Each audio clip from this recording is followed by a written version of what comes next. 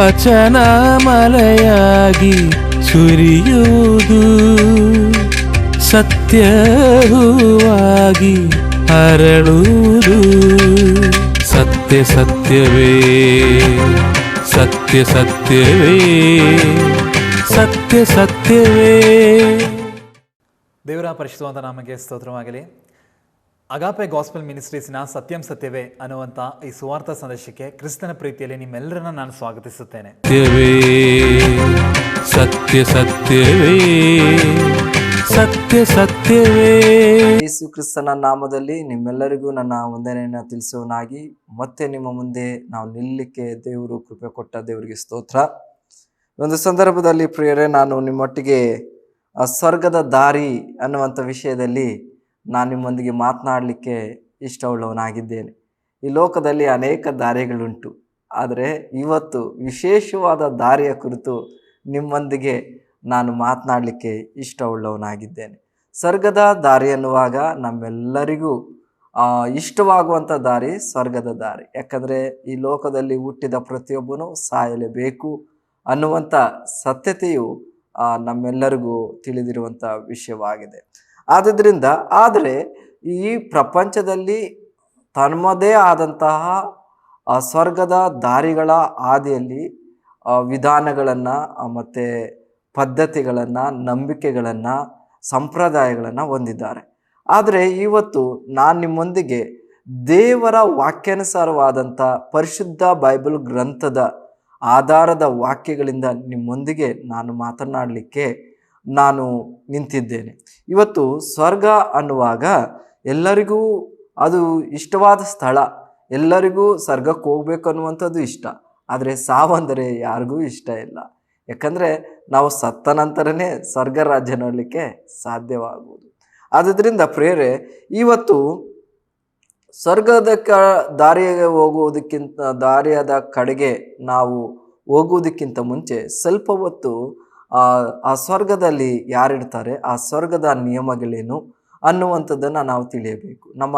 ನಮ್ಮ ದೇಶದಲ್ಲಿ ಯಾವುದೇ ಒಂದು ಕಾರ್ಖಾನೆ ಅಥವಾ ಯಾವುದೇ ಒಂದು ಸಂಸ್ಥೆ ಅಥವಾ ಯಾವುದೇ ಒಂದು ಸ್ಥಳದಲ್ಲಿ ನೀನು ಕೆಲಸ ಮಾಡಬೇಕಾದ್ರೆ ಅಲ್ಲಿ ಕೆಲವು ಷರತ್ತುಗಳನ್ನು ವಿಧಿಸಿರ್ತಾರೆ. ಇಂತಿಷ್ಟು ಅರ್ಹತೆಗಳನ್ನು ಹೊಂದಿರಬೇಕು ಅನ್ನುವಂಥ ಆಧಾರದ ಮೇಲೆ ಅಲ್ಲಿ ಕೆಲಸವೂ ಪ್ರಾರಂಭವಾಗುತ್ತದೆ. ಹಾಗೆಯೇ ಸ್ವರ್ಗ ರಾಜ್ಯ ಎನ್ನುವಾಗ ಸ್ವರ್ಗದಲ್ಲಿ ಕೆಲವು ಷರತ್ತುಗಳನ್ನು ದೇವರು ಇಟ್ಟಿದ್ದಾನೆ. ಅಲ್ಲಿ ಯಾರು ಬೇಕಾದರೂ ಹೋಗ್ಬೋದಾ, ಅಲ್ಲಿ ಯಾರು ಬೇಕಾದರೂ ಇರ್ಬೋದಾ, ಅಲ್ಲಿ ಏನು ಬೇಕಾದರೂ ಮಾಡ್ಬೋದಾ ಅನ್ನುವಂಥದ್ದು ನಮಗೆ ಬಹು ಮುಖ್ಯವಾದಂಥ ಒಂದು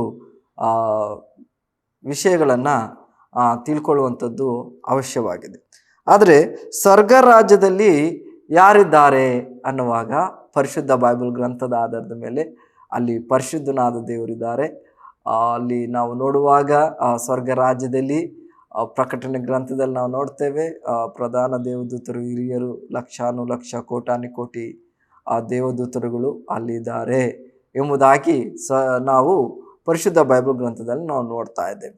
ಆದರೆ ಸ್ವರ್ಗ ರಾಜ್ಯದಲ್ಲಿ ಪ್ರವೇಶಿಸಬೇಕಾದರೆ ನಮಗೆ ಇರಬೇಕಾದ ಅರ್ಹತೆಗಳು ಏನು? ಬಹಳ ಬಹು ಮುಖ್ಯವಾದಂಥ ಅಂಶ.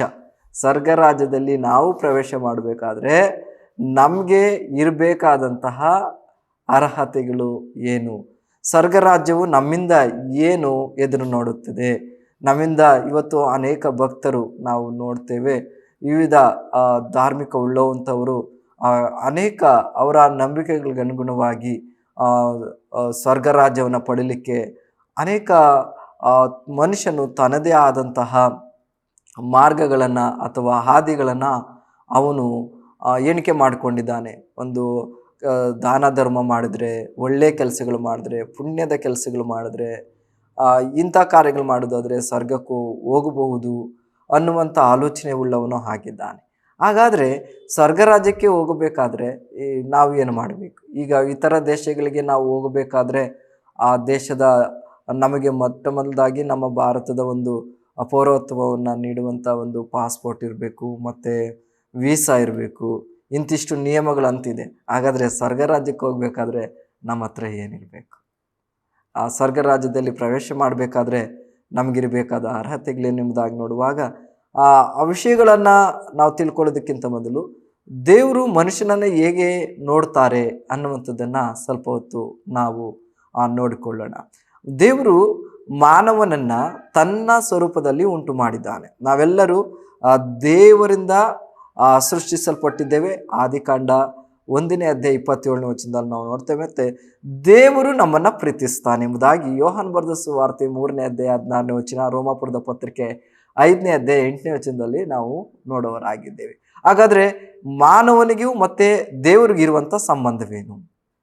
ಯಾಕೆ ಮನುಷ್ಯನಿಗೆ ಬಹುಮುಖ್ಯವಾಗಿ ಇತರರ ಪ್ರಾಣಿ ಪಕ್ಷಿಗಳಿಗೆ ಇಲ್ಲದಂತಹ ಆ ಬಯಕೆ, ಆಸೆ ಸ್ವರ್ಗದ ಮೇಲೆ, ಮತ್ತು ದೇವರಿಗೆ ಯಾಕೆ ನಮ್ಮ ಮೇಲೆ ಇಷ್ಟು ಪ್ರೀತಿ ಅನ್ನುವಾಗ, ದೇವರು ಈ ಒಂದು ಆದಿಕಾಂಡದಲ್ಲಿ ನೋಡುವಾಗ 7 ದಿನಗಳಲ್ಲಿ ಆತನು 6 ದಿನಗಳನ್ನು ಸೃಷ್ಟಿಯ ಕ್ರಮದಲ್ಲಿ ಉಪಯೋಗಿಸಿದನು. 7ನೇ ದಿನವನ್ನು ವಿಶ್ರಾಂತಿ ದಿನವಾಗಿ ಮಾಡಿದನು. 6ನೇ ದಿನವಾಗಿರುವಂಥ ದಿನದಲ್ಲಿ ಮಾನವನನ್ನು ತನ್ನ ಸ್ವರೂಪದಲ್ಲಿ ತನ್ನ ಹೋಲಿಕೆಗೆ ಅನುಗುಣವಾಗಿ ದೇವರು ಆತನು ಸೃಷ್ಟಿಸಿದ. ನೆಲದ ಮಣ್ಣಿನಿಂದ ಮಾನವನನ್ನು ರೂಪಿಸಿ ತನ್ನ ಜೀವ ಸ್ವಾಸ್ಥ್ಯವನ್ನು ಓದಲು ಮನುಷ್ಯನು ಬದುಕುವ ಜೀವಾತ್ಮನಾದನೆಂಬುದಾಗಿ ಪರಿಶುದ್ಧ ಬೈಬಲ್ ಗ್ರಂಥ ನಮಗೆ ತಿಳಿಸುತ್ತದೆ. ಆ ಪರಿಶುದ್ಧನಾದಂಥ ದೇವರು ಮಾನವನನ್ನು ಯಾವುದೇ ಲೋಪಗಳಿಲ್ಲದೆ ಆತನನ್ನು ಪರಿಪೂರ್ಣವಾಗಿ ಸೃಷ್ಟಿಸಿದರು. ಆ ಸೃಷ್ಟಿಸುವ ಕ್ರಮದಲ್ಲಿ ದೇವರು ಆತನಿಗೆ ಒಂದು ತೋಟವನ್ನು ಸಹ ಕೊಟ್ಟರು. ಆ ಸೃಷ್ಟಿಸುವ ಸಮಯದಲ್ಲಿ ದೇವರು ಗಂಡು ಹೆಣ್ಣಾಗಿ ಇಬ್ಬರನ್ನೂ ಸೃಷ್ಟಿ ಮಾಡುವುದನ್ನು ನಾವು ನೋಡುತ್ತೇವೆ. ಈ ಸೃಷ್ಟಿಯ ಕ್ರಮದಲ್ಲಿ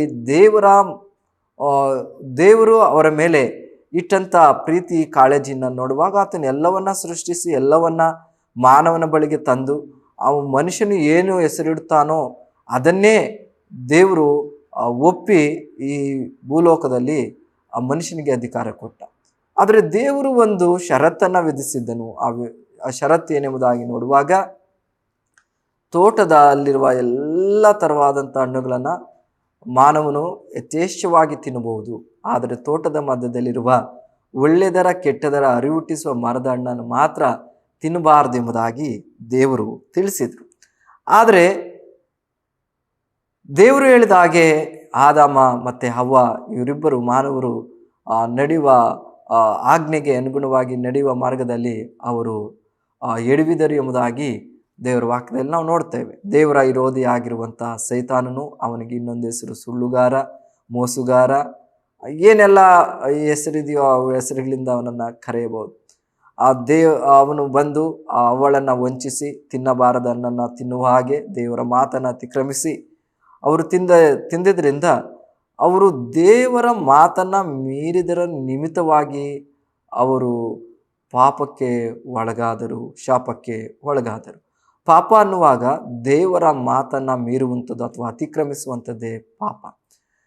ಇದಾದ ನಂತರ ದೇವರು ಅವರು ಹಣ್ಣನ್ನು ತಿಂದ ನಂತರ ದೇವರು ಪ್ರಶ್ನೆ ಮಾಡುವಾಗ ಆದಾಮ ಅವಳ ಮೇಲೆ, ಅವಳು ಆ ಸೈತಾನನ ಮೇಲೆ ಅಥವಾ ಸರ್ಪದ ಮೇಲೆ ಹಾಕುವುದನ್ನು ನಾವು ನೋಡ್ತಾ ಇದ್ದೇವೆ. ಅಲ್ಲಿ ಅವರ ತಪ್ಪುಗಳನ್ನು ಅವರು ಒಪ್ಕೊಳ್ಳದೆ ಒಬ್ಬರ ಮೇಲೆ ಒಬ್ಬರು ಅವರು ಹೊರಿಸಿದ್ರಿಂದ ಅಲ್ಲಿ ನಾವು ನೋಡ್ತಾ ಇದ್ದೇವೆ, ಅಲ್ಲಿ ಪಾಪವ ಇನ್ನೆಷ್ಟು ಬಿಗಡವಾಯಿತು ಎಂಬುದಾಗಿ ನಾವು ನೋಡುತ್ತಾ ಇದ್ದೇವೆ.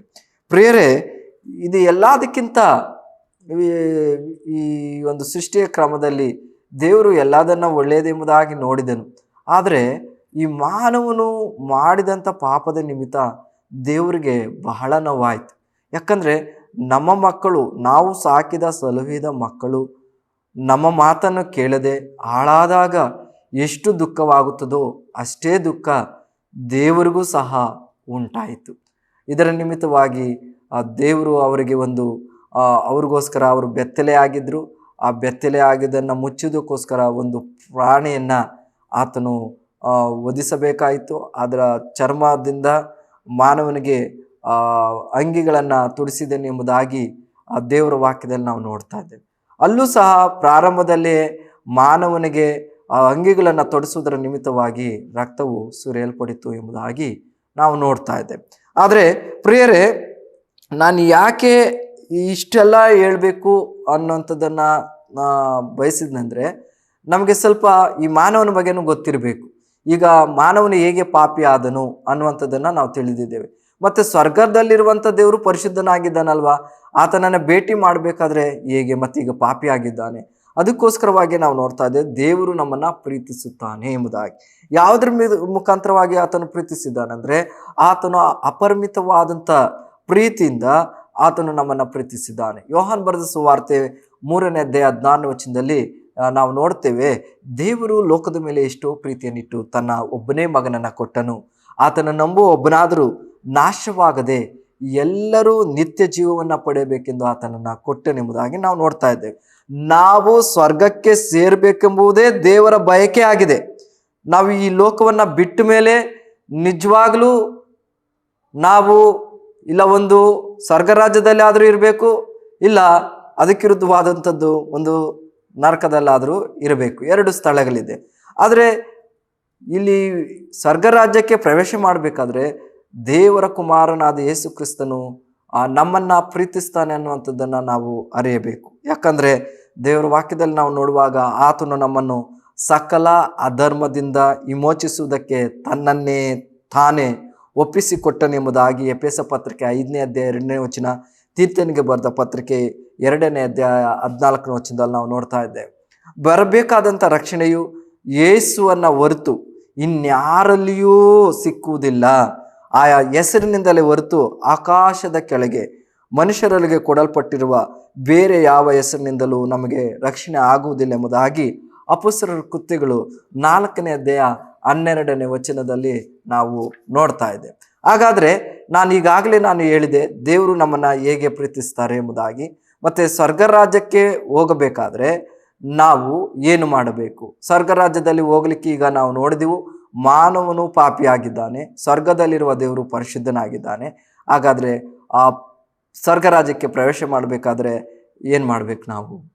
ಅದಕ್ಕಿಂತ ಮೊದಲು ನಾವು ಕೆಲವು ವಿಶೇಷತೆಗಳನ್ನು ತಿಳ್ಕೊಳ್ಬೇಕು. ನಾವು ದೇವರ ಮಹಿಮೆ ಅಂದರೆ ಆತನ ಪವಿತ್ರತೆಯನ್ನು ನೋಡುವಾಗ ಎಲ್ಲರೂ ಪಾಪ ಮಾಡಿ ದೇವರ ಮಹಿಮೆಯನ್ನು ಅಂದರೆ ಪವಿತ್ರತೆಯನ್ನು ಹೊಂದದೇ ಹೋಗಿದ್ದಾರೆ ಎಂಬುದಾಗಿ ರೋಮಪುರದ ಪತ್ರಿಕೆ 3ನೇ ಅಧ್ಯಾಯ 23ನೇ ವಚನದಲ್ಲಿ ನಾವು ನೋಡ್ತಾ ಇದ್ದೇವೆ. ಏನಿದೆ? ದೇವರ ಆಜ್ಞೆಯನ್ನು ಉಲ್ಲಂಘಿಸುವಂಥದ್ದು ಪಾಪ ಎಂಬುದಾಗಿ 1 ಯೋಹಾನ 3:4 ನೋಡ್ತೇವೆ. ಪಾಪವು ನಮ್ಮನ್ನು ಪವಿತ್ರ ದೇವರಿಂದ ಬೇರ್ಪಡಿಸ್ತದೆ ಎಂಬುದಾಗಿ ಯೆಶಾಯನ ಪ್ರವಾದನೆ ಗ್ರಂಥ 59ನೇ ಅಧ್ಯಾಯ 1 ಮತ್ತು 2ನೇ ವಚನದಲ್ಲಿ ನಾವು ನೋಡ್ತೇವೆ. ಕ್ರಿಸ್ತನನ್ನು ನಂಬದೇ ಇರುವಂಥವರು ಆ ಸ್ವರ್ಗ ರಾಜ್ಯದಲ್ಲಿ ಸೇರಲಿಕ್ಕೆ ಸಾಧ್ಯವಿಲ್ಲ. ಯಾಕಂದರೆ ಮಾನವನಲ್ಲಿ ಅವನು ಪಾಪಿಯಾಗಿದ್ದಾನೆ. ಯಾವ ರೀತಿಯಾಗಿ ದೇವರ ಮಾತನ್ನು ಅತಿಕ್ರಮಿಸೋದ್ರ ಮುಖಾಂತರ ಮತ್ತು ಈ ಪ್ರಕೃತಿಯಲ್ಲಿ ಬೆಳೆಯುವಾಗ ಅವನು ಒಳ್ಳೆಯದಕ್ಕಿಂತ ಹೆಚ್ಚಾಗಿ ಕೆಟ್ಟದ್ದನ್ನೇ ಪ್ರೀತಿ ಮಾಡಿದ್ದಾನೆ ಎಂಬುದಾಗಿ ನೋಡ್ತಾ ಇದ್ದೇವೆ. ಆ ಮಾನವನಲ್ಲಿ ಏನಿದೆ ಎಂಬುದಾಗಿ ನೋಡುವಾಗ ಅವನಲ್ಲಿ ಅನ್ಯಾಯವಿದೆ, ಅವಿಧೇಯತೆ ಇದೆ, ಶ್ರಮಿಸದೇ ಇರುವಂಥದ್ದಿದೆ, ಗರ್ವ ಇದೆ, ಬಂಡುತನ ಇದೆ, ಕಳ್ಳತನ ಇದೆ, ಜಾರತ್ವ ಇದೆ, ಸ್ವಾರ್ಥ ಇದೆ, ಪ್ರತೀಕಾರ ಇದೆ, ಜಗಳ ಇದೆ, ಕೆಟ್ಟ ವಿಚಾರಗಳಿದೆ, ಕೊಲೆ, ಮತ್ಸರ, ಸ್ವಾರ್ಥ, ವಿಗ್ರಹಾರಾಧನೆ, ದ್ವೇಷ, ಭಿನ್ನಮತ, ಚಾಡಿ ಹೇಳುವಂಥದ್ದು ಮತ್ತು ಈ ಎಲ್ಲ ವಿಷಯಗಳನ್ನು ಮಾನವನು ಹೊಂದಿದ್ದಾನೆ. ನಾನು ಹೇಳಿದಂಥ ವಿಷಯಗಳಲ್ಲಿ ನಮ್ಮನ್ನು ನಾವು ಪರೀಕ್ಷೆ ಮಾಡಿಕೊಳ್ಳುವಾಗ ನಿಜವಾಗಲೂ ಈ ಗುಣಗಳಿಲ್ವಾ ನಮ್ಮಲ್ಲಿ ನಾವು ಸುಳ್ಳು ಹೇಳಿಲ್ವಾ? ನಾವು ದುಂದೌತಣ ಮಾಡಿಲ್ವಾ? ನಾವು ಕೆಟ್ಟದನ್ನು ಆಲೋಚಿಸಿಲ್ವಾ? ನಾವು ಅನ್ಯಾಯ ಮಾಡಿಲ್ವಾ? ನಮ್ಮಲ್ಲಿ ವ್ಯಭಿಚಾರದ ಗುಣಗಳಿಲ್ವಾ? ಜಾರತ್ವದ ಗುಣಗಳಿಲ್ವಾ? ಯೋಚನೆ ಮಾಡಿ. ಇವುಗಳನ್ನು ನಾವು ನೋಡುವಾಗ ನಾವು ಇದನ್ನು ಒಂದೊಂದೇ ವಿವರಿಸಲಿಕ್ಕೆ ಸಮಯವಿಲ್ಲದ ಕಾರಣ ಇವೆಲ್ಲ ಗುಣಗಳು ಮಾನವನಲ್ಲಿ ಅದು ಇರುವಂಥ ಗುಣಗಳಾಗಿ ನಾವು ನೋಡ್ತಾ ಇದ್ದೇವೆ. ಆದರೆ ಎಲ್ಲರೂ ಪಾಪ ಮಾಡಿ ದೇವರ ಮಹಿಮೆಯನ್ನು ಹೊಂದದೇ ಹೋಗಿದ್ದಾರೆ. ಆದರೆ ಒಂದು ಶುಭ ಸಂದೇಶ ಏನಂದರೆ, ನಾವು ಆ ದೇವರ ಮಹಿಮೆಯನ್ನು ಹೊಂದದೇ ಹೋಗಿರುವಂಥ ವ್ಯಕ್ತಿಗಳಿಗೆ ಒಂದು ಸಂಬಳ ಇದೆ. ಏನಂದರೆ, ಪಾಪಕ್ಕೆ ಕೊಡುವ ಸಂಬಳ ಮರಣ, ದೇವರ ಉಚಿತಾರ್ಥ ವರವು ನಮ್ಮ ಕರ್ತನಾದ ಯೇಸು ಕ್ರಿಸ್ತನಲ್ಲಿರುವ ನಿತ್ಯ ಜೀವ ಎಂಬುದಾಗಿ ರೋಮಪುರದ ಪತ್ರಿಕೆ 6ನೇ ಅಧ್ಯಾಯ 23ನೇ ವಚನದಲ್ಲಿ ನಾವು ನೋಡ್ತಾ ಇದ್ದೇವೆ. ಈ ಪಾಪಕ್ಕೆ ಕೊಡುವ ಸಂಬಳ ಮರಣ ಅನ್ನುವಾಗ, ಅಥವಾ ಪಾಪಕ್ಕೆ ಶಿಕ್ಷೆ ಬೆಂಕಿ ಕೆರೆ ಎಂಬುದಾಗಿ, ಅದು 2ನೇ ಮರಣ ಎಂಬುದಾಗಿ ಪ್ರಕಟಣೆ ಗ್ರಂಥ 21ನೇ ಅಧ್ಯಾಯ 8ನೇ ವಚನದಲ್ಲಿ ಮತ್ತು 20ನೇ ಅಧ್ಯಾಯ 11ರಿಂದ 15 ವಚನಗಳಲ್ಲಿ ನಾವು ನೋಡ್ತೇವೆ. ಈ ಈ ಪಾಪಕ್ಕೆ ಶಿಕ್ಷೆ ಬೆಂಕಿಯ ಕೆರೆ ಎನ್ನುವಾಗ ಅದು ನಿತ್ಯವಾಗಿ ಯಾತನೆ ಪಡುವ ಸ್ಥಳ. ಅದಕ್ಕೆ ಇನ್ನೊಂದು ಹೆಸರು ನರಕ. ಇವತ್ತು ಅಂದ್ಕೊಳ್ತಾ ಇರ್ಬೋದು, ಮಾನವನೇ ಎಲ್ಲಿದೆ ಸ್ವರ್ಗ ನರಕ, ಎಲ್ಲ ಇಲ್ಲೇ ಅನುಭವಿಸಿ ಹೋಗ್ಬೇಕು ಅಂತ. ಅದು ಪ್ರೇರೆ, ಇವತ್ತು ನಿನ್ನ ಅನುಭವಕ್ಕೆ ಬಂದ ಮೇಲೆ, ನಿನಗೆ ಕಷ್ಟ ಬಂದ ಮೇಲೆ ಈ ಮಾತನ್ನ ಹೇಳ್ತಾ ಇದೀಯ. ಆದರೆ ನಾವು ಹುಟ್ಟುವುದಕ್ಕಿಂತ, ಭೂಮಿ ಮೇಲೆ ಹುಟ್ಟುವುದಕ್ಕಿಂತ ಮೊದಲು ನಮಗೆ ಈ ಲೋಕ, ಈ ಜನರು, ಈ ಪ್ರಕೃತಿಗೆ ಇದೆಂಬುದಾಗಿ ನಾವು ಬಲ್ಲವರಲ್ಲ. ಹಾಗೇನೆ ನಾವು ಸತ್ತ ನಂತರನೂ ಸಹ ನಮಗೂ ಒಂದು ಲೋಕ ಇದೆ, ಅದು ಪರಲೋಕ ಅಥವಾ ನರಕ ಎಂಬುದಾಗಿ. ಹುಟ್ಟ ನಂತರ ಈ ಭೂಮಿಯನ್ನು ನಾವು ಹೇಗೆ ತಿಳಿದುಕೊಂಡು ಸತ್ತ ನಂತರ ಹಾಗೆ ನಾವು ಸ್ವರ್ಗದ ಬಗ್ಗೆ ತಿಳ್ಕೊಳ್ತೇವೆ. ಆದರೆ ಆ ಸ್ವರ್ಗದ ಬಗ್ಗೆ ಸತ್ತ ನಂತರ ತಿಳಿದುಕೊಳ್ಳುವಾಗ ಅದು ನಿಜವಾಗಲೂ ಬಹಳ ದುಃಖಕರ ವಿಚಾರ. ಯಾಕಂದರೆ ಅಲ್ಲಿ ಅವಕಾಶ ಇರೋದಿಲ್ಲ. ಮತ್ತು ಈ ಒಂದು ಸ್ವರ್ಗ ಮತ್ತು ನರಕದ ಬಗ್ಗೆ ತಿಳ್ಕೊಳ್ಳಲಿಕ್ಕೆ ಆದರೆ ನಮಗೆ ಒಂದು ಅವಕಾಶವನ್ನು ದೇವರು ಕೊಟ್ಟಿದ್ದಾರೆ. ಯೇಸು ಕ್ರಿಸ್ತನು ಈ ಮಾನವನು ಮಾಡಿದಂಥ ಆದಾಮನಿಂದ ಮೊದಲುಗೊಂಡು ಇಲ್ಲಿಯವರೆಗೂ ಮಾನವನು ಕ್ರಮ ತಪ್ಪುತ್ತಾ ಅವನು ಪಾಪ ಮಾಡಿದರ ನಿಮಿತ್ತವಾಗಿ ಸಬುದ್ಧಿಯನ್ನು ಆಧಾರ ಮಾಡಿಕೊಂಡು ಸೃಷ್ಟಿಯ ವಸ್ತುಗಳನ್ನು ಅವನು ತೆಗೆದುಕೊಂಡು ಮೂಢನಂಬಿಕೆಗಳಲ್ಲಿ ತನ್ನನ್ನು ತೊಡಗಿಸಿಕೊಂಡು ಆತನು ಪರಿಶುದ್ಧನಾದ ನಿಜ ದೇವರನ್ನು ಬಿಟ್ಟು ಮೂಢನಂಬಿಕೆಗಳಲ್ಲಿ ಜೀವಿಸಿ ದೇವರನ್ನು ಮರೆತ ಕಾರಣ ಅವನ ಮೇಲೆ ಏನಿದೆ ಎಂಬುದಾಗಿ ನೋಡುವಾಗ ಆ ಶಿಕ್ಷೆ ಇದೆ. ಆ ಶಿಕ್ಷೆ ಏನೆಂಬುದಾಗಿ ನೋಡುವಾಗ ನರಕ. ಯಾಕಂದರೆ ಆ ಸ್ವರ್ಗ ರಾಜ್ಯದಲ್ಲಿ ಪ್ರವೇಶಿಸಬೇಕಾದ್ರೆ ಅವನಲ್ಲಿ ಯಾವುದೇ ರೀತಿಯಾದಂಥ ಪಾಪಗಳು ಇರಬಾರ್ದು, ಯಾವುದೇ ರೀತಿಯಾದಂಥ ಕೆಟ್ಟ ಆಲೋಚನೆಗಳು ಇರಬಾರ್ದು. ಒಂದು ಸೇನೆಯಲ್ಲಿ ನಾವು ಸೇರಬೇಕಾದ್ರೆ ಅಥವಾ ಉನ್ನತವಾದಂತಹ ಸರ್ಕಾರಕ್ಕೆ ಸಂಬಂಧಪಟ್ಟ ಉದ್ಯೋಗಗಳಲ್ಲಿ ಸೇರಬೇಕಾದ್ರೆ ಅವನ ಮೇಲೆ ಒಂದು ಇನ್ವೆಸ್ಟಿಗೇಷನ್ ಮಾಡ್ತಾರೆ. ಏನೆಂಬುದಾಗಿ ನೋಡುವಾಗ ಅವನು ಯಾವುದಾದ್ರೂ ಅಪರಾಧದ ಕೃತ್ಯಗಳಲ್ಲಿ ಭಾಗಿಯಾಗಿದ್ದಾನ, ಅವನ ಹಿನ್ನೆಲೆ ಏನು, ಮತ್ತು ಅವನಲ್ಲಿ ಯಾವುದಾದ್ರೂ ದೇಶ ದ್ರೋಹದ ಕೃತ್ಯಗಳಿದೆಯಾ ಅನ್ನುವಂಥದ್ದನ್ನು ಪರಿಶೀಲನೆ ಮಾಡ್ತಾರೆ. ಹಾಗಾದರೆ ಮಾನವರಾದಂಥ ನಾವುಗಳೇ ಭೂಲೋಕದಲ್ಲಿ ಇಷ್ಟು ಕಟ್ಟಳೆಗಳನ್ನು ಹೊಂದಿರುವಾಗ ಸ್ವರ್ಗ ರಾಜ್ಯದಲ್ಲಿ ನಾವು ಸೇರಬೇಕಾದ್ರೆ ಇಂತಿಷ್ಟು ಕಟ್ಟಳೆಗಳನ್ನು ದೇವರಿಟ್ಟಿದ್ದಾರೆ. ಆದ್ದರಿಂದ ಸ್ವರ್ಗ ರಾಜ್ಯದಲ್ಲಿ ನಾವು ಸೇರಬೇಕಾದ್ರೆ ಮನುಷ್ಯನಲ್ಲಿ ಒಂದು ಸಮಸ್ಯೆ ಇದೆ, ಅದು ಪಾಪ. ಆದರೆ ಇವತ್ತು ಒಂದು ಶುಭ ವಾರ್ತೆ ಏನೆಂಬುದಾಗಿ ನೋಡಬೇಕಾದ್ರೆ ಪಾಪಕ್ಕೆ ಬರಬೇಕಾದ ಶಿಕ್ಷೆಯಿಂದ ನಮ್ಮನ್ನು ವಿಮೋಚಿಸಲು ಯೇಸು ಕ್ರಿಸ್ತನು ಸ್ವ ಇಚ್ಛೆಯಿಂದ ನಮಗೋಸ್ಕರವಾಗಿ ಸತ್ತನು ಎಂಬುದಾಗಿ ಯೋಹಾನ ಬರೆದ ಸುವಾರ್ತೆ 10ನೇ ಅಧ್ಯಾಯ 11ನೇ ವಚನ ಮತ್ತು 18ನೇ ವಚನ ಹೇಳುತ್ತದೆ. ಯೇಸು ಕ್ರಿಸ್ತನು ನಮ್ಮ ಪಾಪಗಳ ನಿಮಿತ್ತ ಸತ್ತನು ಎಂಬುದಾಗಿ. ದೇವರೇ, ಈ ಪಾಪಮಯವಾದಂಥ ಹೃದಯದಲ್ಲಿ ನಾವು ನೋಡುವಾಗ ಯಾವ ಪಾಪವೂ ಆ ದೇವರ ಪವಿತ್ರ ಅಥವಾ ಸ್ವರ್ಗವನ್ನು ಪ್ರವೇಶಿಸುವುದು ಅಸಾಧ್ಯ ಎಂಬುದಾಗಿ ಪ್ರಕಟಣೆ ಗ್ರಂಥ 21-27ನೇ ವಚನದಲ್ಲಿ ನಾವು ನೋಡ್ತಾ ಇದ್ದೇವೆ. ನಮ್ಮ ಪುಣ್ಯಕ್ರಿಯೆಯಿಂದಾಗಲಿ ಒಳ್ಳೆತನದಿಂದಾಗಲಿ ಪಾಪವನ್ನು ತೆಗೆಯಲು ಸಾಧ್ಯವಿಲ್ಲ. ನಮ್ಮಲ್ಲಿರುವಂಥ ಪಾಪವನ್ನು ತೆಗೆಯಬೇಕಾದರೆ ಆತನು ಯೇಸು ಕ್ರಿಸ್ತರು ನಮ್ಮ ಬದಲಾಗಿ ನಾವು ತೆತ್ತಬೇಕಾದಂಥ ಅಥವಾ ನಾವು ಅನುಭವಿಸಬೇಕಾದಂಥ ಆ ಯಾತನೆಯನ್ನು, ದಂಡನೆಯನ್ನು ಯೇಸು ಕ್ರಿಸ್ತರು ಕಲ್ವಾರಿ ಶಿಲುಬೆ ಮೇಲೆ ಆತನು ಸತ್ತಿದ್ದಾನೆ. ನಮ್ಮನ್ನು ನಾವು ರಕ್ಷಿಸಿಕೊಳ್ಳಲಾರೆವು. ಆದರೆ ಪಾಪರಹಿತನಾದ ಯೇಸು ನಮ್ಮ ಪಾಪಕ್ಕೆ ಬರಬೇಕಾದ ಶಿಕ್ಷೆಯನ್ನು ತಾನೇ ಹೊತ್ತುಕೊಂಡನೆಂಬುದಾಗಿ 2 ಕೊರಿಂಥ ಪತ್ರಿಕೆ 5ನೇ ಅಧ್ಯಾಯ 2ನೇ ವಚನದಲ್ಲಿ ನಾವು ನೋಡ್ತಾ ಇದ್ದೇವೆ. ನಮಗಿರುವ ಅವಶ್ಯಕತೆ ಏನಂದರೆ ಜಗತ್ತಿಗೆ ರಕ್ಷಕನಾದ ಯೇಸು ಕ್ರಿಸ್ತನು ನಮ್ಮನ್ನು ದೇವರ ಬಳಿಗೆ ಸೇರಿಸಲು ಸಮರ್ಥನಾಗಿದ್ದಾನೆ ಅನ್ನುವಂಥ ನಂಬಿಕೆಯನ್ನು ನಾವು ನಂಬಬೇಕಾಗುತ್ತದೆ. ಯಾಕಂದರೆ ನಮ್ಮನ್ನು ದೇವರ ಬಳಿಗೆ ಸೇರಿಸುವುದಕ್ಕಾಗಿ ಕ್ರಿಸ್ತನು ನೀತಿವಂತನಾಗಿದ್ದು ಎಲ್ಲ ಅನೀತಿವಂತರಿಗೋಸ್ಕರ ಸತ್ತನು. ಆತನು ಶರೀರ ಸಂಬಂಧದಲ್ಲಿ ಸತ್ತನು, ಆತ್ಮ ಸಂಬಂಧವಾಗಿ ತಿರುಗಿ ಬದುಕುವನಾದನು ಎಂಬುದಾಗಿ ನಾವು ನೋಡ್ತಾ ಇದ್ದೇವೆ. ಯಾಕಂದರೆ ದೇವರು ಒಬ್ಬನೇ, ದೇವರಿಗೂ ಮನುಷ್ಯರಿಗೂ ಮಧ್ಯಸ್ಥನು ಒಬ್ಬನೇ, ಆತನು ಮನುಷ್ಯನಾಗಿರುವ ಕ್ರಿಸ್ತ ಯೇಸುವೆ. ಆತನು ಎಲ್ಲರ ವಿಮೋಚನಾರ್ಥವಾಗಿ ತನ್ನನ್ನು ಒಪ್ಪಿಸಿಕೊಟ್ಟನೆಂಬುದಾಗಿ 1ನೇ ತಿಮೋಥೆಯನಿಗೆ ಬರೆದ ಪತ್ರಿಕೆ 2ನೇ ಅಧ್ಯಾಯ 5-6 ವಚನದಲ್ಲಿ ನಾವು ನೋಡ್ತಾ ಇದ್ದೇವೆ. ಪಾಪಗಳನ್ನು ಹೋಗಲಾಡಿಸುವುದಕ್ಕಾಗಿ ಕ್ರಿಸ್ತನು ಪ್ರತ್ಯಕ್ಷನಾದನು, ಆತನಲ್ಲಿ ಪಾಪವಿಲ್ಲ ಎಂಬುದಾಗಿ 1 ಯೋಹಾನ 3ನೇ ಅಧ್ಯಾಯ 5ನೇ ವಚನದಲ್ಲಿ ನಾವು ನೋಡ್ತಾ ಇದ್ದೇವೆ. ಹೌದು ಪ್ರಿಯರೇ, ಆತನು 2000 ವರ್ಷಗಳ ಹಿಂದೆ ಆತನು ಬಂದನು, ಈ ಲೋಕದಲ್ಲಿ ಜನಿಸಿದನು, ಆತನು ಜೀವಿಸಿದನು. ಆತನು ಧರ್ಮಶಾಸ್ತ್ರದ ಲೇಖನ ವಚನಗಳು, ಆತನ ಕುರಿತಾಗಿ ಬರೆದಂಥ ಪ್ರವಾದನೆ ವಚನಗಳು ನೆರವೇರುವ ಹಾಗೆ ಆತನು ಸತ್ತು ಉಣಲ್ಪಟ್ಟು 3 ದಿನ ಸಮಾಧಿಯಲ್ಲಿದ್ದು 3ನೇ ದಿನ ಆತನು ಸತ್ತವರೊಳಗಿಂದ ಎಬ್ಬಿಸಲ್ಪಟ್ಟನೆಂಬುದಾಗಿ 1ನೇ ಕೊರಿಂಥ ಪತ್ರಿಕೆ 15ನೇ ಅಧ್ಯಾಯ 3-4ನೇ ವಚನದಲ್ಲಿ ನಾವು ನೋಡ್ತಾ ಇದ್ದೇವೆ.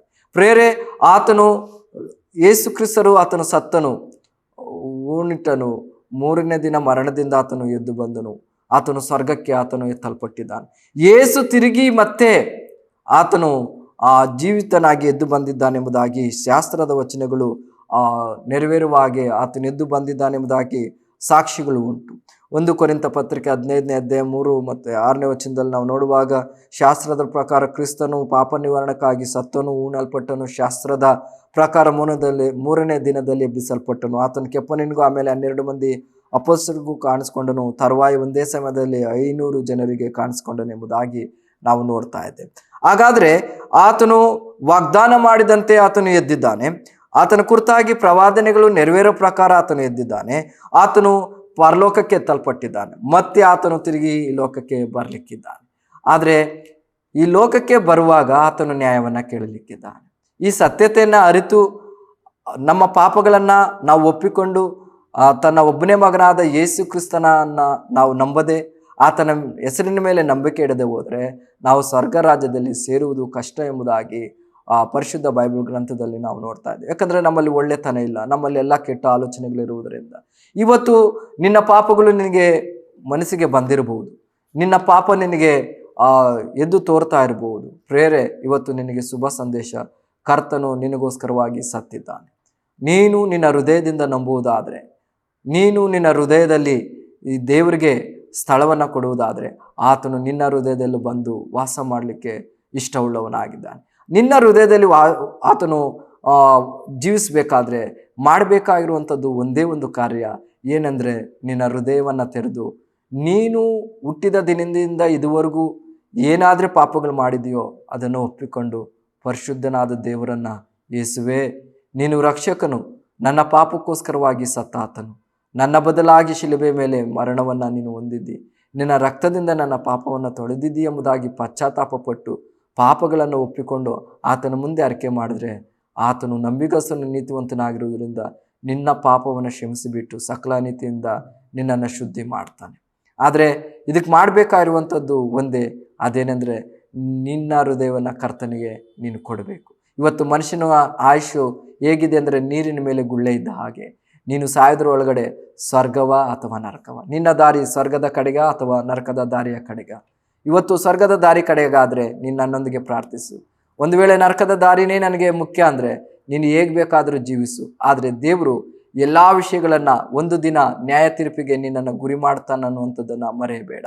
ನಿನ್ನ ಎಲ್ಲ ವಿಷಯಗಳನ್ನು, ನಿನ್ನ ಸಕಲ ರಹಸ್ಯಗಳನ್ನು, ನಿನ್ನ ಸಕಲ ಆಲೋಚನೆಗಳನ್ನು, ಮಾತುಗಳನ್ನು, ಕ್ರಿಯೆಗಳನ್ನು ಲೆಕ್ಕ ಕೇಳುವ ದೇವರು ಒಬ್ಬನಿದ್ದಾನೆ.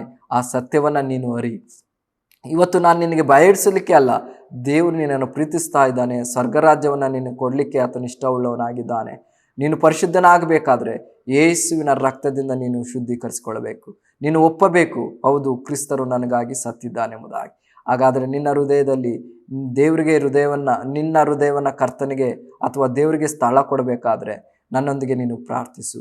ಪ್ರೀತಿಯುಳ್ಳ ಯೇಸುವೆ, ಕರ್ತನಾದ ಯೇಸುವೆ, ಈ ಒಂದು ಸಂದರ್ಭದಲ್ಲಿ ನಾವು ಸ್ವರ್ಗದ ದಾರಿಯ ಬಗ್ಗೆ ನಾವು ನೋಡಿದ್ದೇವೆ. ಹೌದು, ಸ್ವರ್ಗದ ದಾರಿಯಲ್ಲಿ ಅನೇಕರಿಲ್ಲ, ಸ್ವಲ್ಪ ಮಂದಿ ಇದ್ದಾರೆ.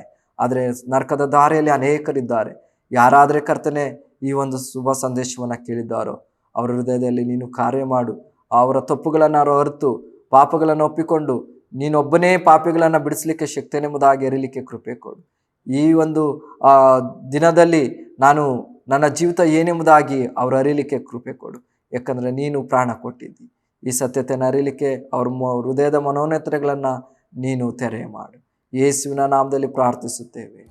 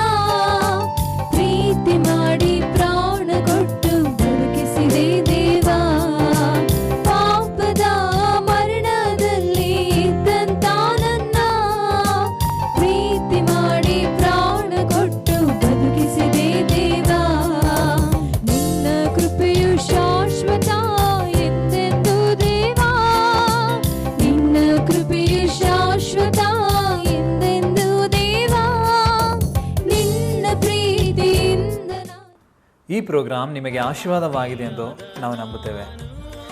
ನಿಮಗೇನಾದರೂ ಅಭಿಪ್ರಾಯಗಳು, ಪ್ರಾರ್ಥನಾ ಮನವಿಗಳು ಇರೋದಾದರೆ ನಿಮ್ಮ ಸಂಕೋಚವಿಲ್ಲದೆ ನೀವು ಕಾಲ್ ಮಾಡಿ, ನಾವು ನಿಮಗೋಸ್ಕರವಾಗಿ ಖಂಡಿತವಾಗಿ ನಾವು ಪ್ರಾರ್ಥಿಸುತ್ತೇವೆ. ನೀವು ನಮ್ಮನ್ನು ಭೇಟಿ ಮಾಡಬೇಕಾದಂಥ ವಿಳಾಸ ಸತ್ಯಂ ಸತ್ಯವೇ, ಅಗಾಪೆ ಗಾಸ್ಪಲ್ ಮಿನಿಸ್ಟ್ರೀಸ್, ಮತ್ತಿಕೆರೆ, ಬೆಂಗಳೂರು 54. ಈ ಅಡ್ರೆಸ್ನಲ್ಲಿ ನೀವು ನಮ್ಮನ್ನು ಭೇಟಿ ಮಾಡಬಹುದು. ನಿಮಗೇನಾದರೂ ಪ್ರಾರ್ಥನಾ ಮನವಿಗಳು, ಪ್ರಾರ್ಥನಾ ವಿಷಯಗಳು, ಏನಾದರೂ ಸಮಸ್ಯೆಗಳು ಇರೋದಾದರೆ ಸಂಕೋಚವಿಲ್ಲದೆ ಈ ಸ್ಕ್ರೀನ್ನಲ್ಲಿ ಕಾಣಿಸುವಂಥ ಈ ನಂಬರ್ಗೆ ನೀವು ಕಾಲ್ ಮಾಡಿರಿ. ನಾವು ನಿಮಗೋಸ್ಕರವಾಗಿ ನಾವು ಪ್ರಾರ್ಥಿಸುತ್ತೇವೆ. ಮತ್ತು ಏನಾದರೂ ಬೈಬಲ್ ಸಂಬಂಧವಾಗಿರುವಂಥ ಪ್ರಶ್ನೆಗಳು, ಬೈಬಲ್ ಸಂಬಂಧವಾಗಿರುವಂಥ ಸಂಶಯಗಳು ನಿಮಗಿರೋದಾದರೆ ವಾಟ್ಸಾಪಿನಿಂದ ನೀವು ನಮಗೆ ಕೇಳ್ಬೋದು.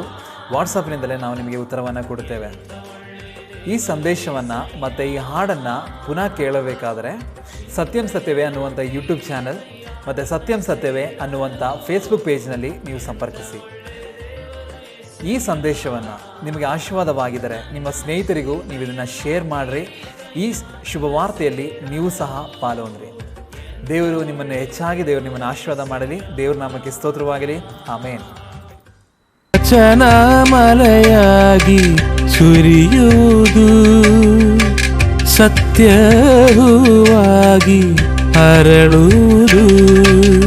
ಸತ್ಯ ಸತ್ಯವೇ, ಸತ್ಯ ಸತ್ಯವೇ, ಸತ್ಯ ಸತ್ಯವೇ. ಸತ್ತ ನಂತರ ಹಾಗೆ ನಾವು ಆ ಸ್ವರ್ಗದ ಬಗ್ಗೆ ತಿಳ್ಕೊಳ್ತೀವಿ. ಆದರೆ ಆ ಸ್ವರ್ಗದ ಬಗ್ಗೆ ಸತ್ತ ನಂತರ ತಿಳಿದುಕೊಳ್ಳುವಾಗ ಅದು ನಿಜವಾಗಲೂ ಬಹಳ ದುಃಖಕರ ವಿಚಾರ. ಯಾಕಂದರೆ ಅಲ್ಲಿ ಅವಕಾಶ ಇರೋದಿಲ್ಲ. ಮತ್ತೆ